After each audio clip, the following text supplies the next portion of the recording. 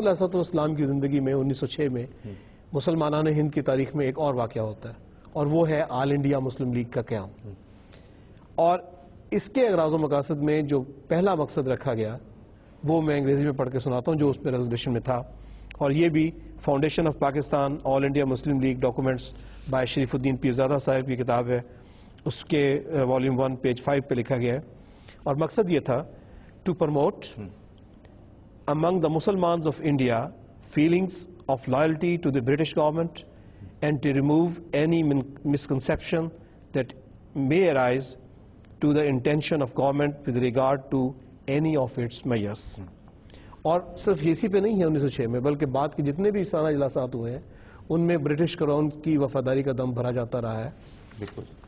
پھر ہم 1907 میں آ جاتے ہیں جی، اور اس میں بھی مسلم لیگ کا قیام ہوا ہے پنجاب میں، اس میں کے مقاصد میں بھی یہی بات ہے.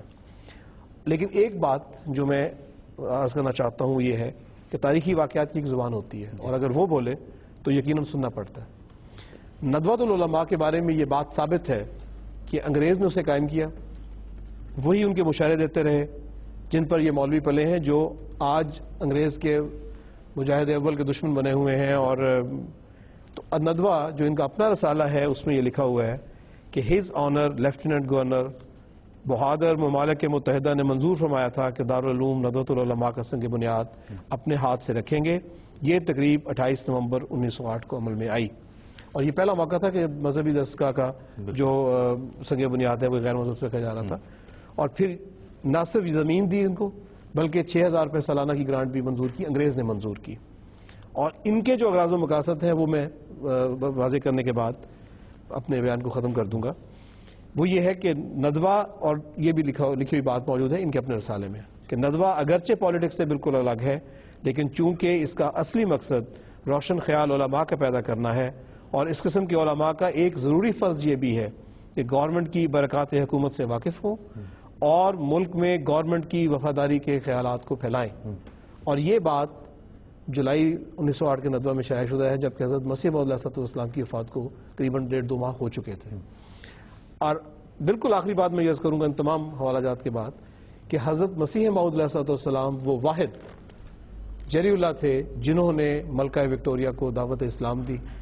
اور اگر دیکھا جائے تاریخ کے حوالے سے تو کسی دوسرے لیڈر کو، کسی مسلمان عالم دین کو، کسی سیاسی لیڈر کو یہ توفیق نہیں ہوئی کہ وہ ملکہ کو اس طرح لکھ سکتا. اور اگر حضور نے صرف انگریزی کی خوشامد کرنی تھی تو پھر حضور نے ملکہ کے عقائد کو باطل کیوں کہا؟ بالکل. اور کیوں آپ نے ان کی ناراضگی کا استعمال لینی تھی؟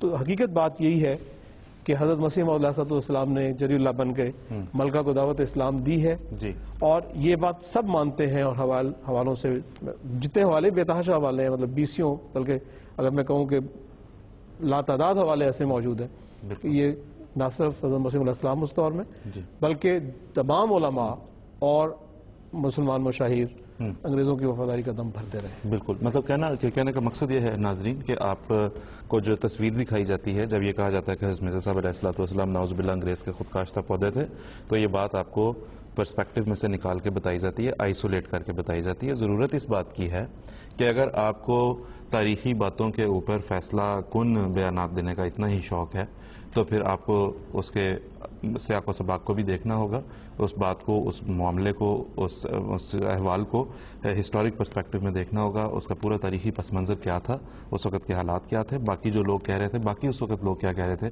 ان سب باتوں کو دیکھنا ہوگا. تو ہم یہاں پہ بنیادی طور پہ کسی پہ کوئی اعتراض نہیں کر رہے کیونکہ یہ جماعت احمدیہ کا شیوا نہیں ہے.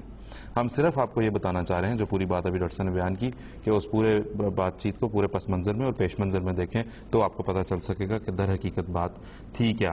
اور جس طرح کہ ابھی ڈاکٹر صاحب نے بھی بتایا کہ in like other Muslim leaders حضرت مسیح موعود علیہ السلام نے تو ملکہ کو دعوت اسلام دی، یہ دعا کی جو جلسہ تھا جبلی کا اس میں کہ اللہ تعالیٰ ملکہ برطانیہ کو کا انجام جو ہے وہ لا الہ الا اللہ محمد رسول اللہ پر ہو. آپ نے یہ فرمایا کہ ہم چاہتے ہیں کہ جو ہے وہ لندن میں ملکہ برطانیہ جو ہیں وہ ایک جلسہ مذاہب کا اہتمام کریں. تو اگر آپ نے غیر مشروط ان کی فرما برداری اور اطاعت کرنی تھی تو آپ کو پھر وہ جلسہ مذاہب کی بھی کہنے کی بھی کیا ضرورت تھی. تحفہ کیسریہ حضرت مسیح موعود علیہ الصلوۃ والسلام کی ایک کتاب ہے جو کہ آپ علیہ السلام پر جا کر دیگر کتب کی طرح علیہ السلام پر جا کر پڑھ سکتے ہیں. حضرت مسیح علیہ السلام کی کتب کے سلسلے میں ہم بتایا کرتے ہیں آپ کو کہ ہماری ویب سائٹ www.alislam.org پر جائیں. آج آپ دیکھ رہے ہیں جو اس وقت آپ کو لوور تھرڈ نظر آ رہی ہے اس پہ www.alislam.org/RK which stands for روحانی خزائن یہ ہے جو کہ ڈائریکٹلی آپ کو حضرت مسیح علیہ الصلوۃ والسلام کی کتب تک لے جائے گا. آپ سے پہلے تک ہم آپ کو ایک اینیمیٹڈ گرافک دکھایا کرتے تھے کہ آپ یہاں جائیں پھر وہاں جائیں. ابھی ہم نے علیہ السلام سے درخواست کی تھی ان کی انتظامیہ سے تو انہوں نے یہ کیا ہے کہ جو ہیں قارئین اور ناظرین ان کی سہولت کے لیے کہ آپ ڈائریکٹلی alislam.org/RK کریں گے تو آپ ڈائریکٹلی حضرت اقدس مسیح علیہ الصلوۃ والسلام کے روحانی خزائن یعنی آپ کی کتب تک پہنچ جائیں گے. اس وقت ناظرین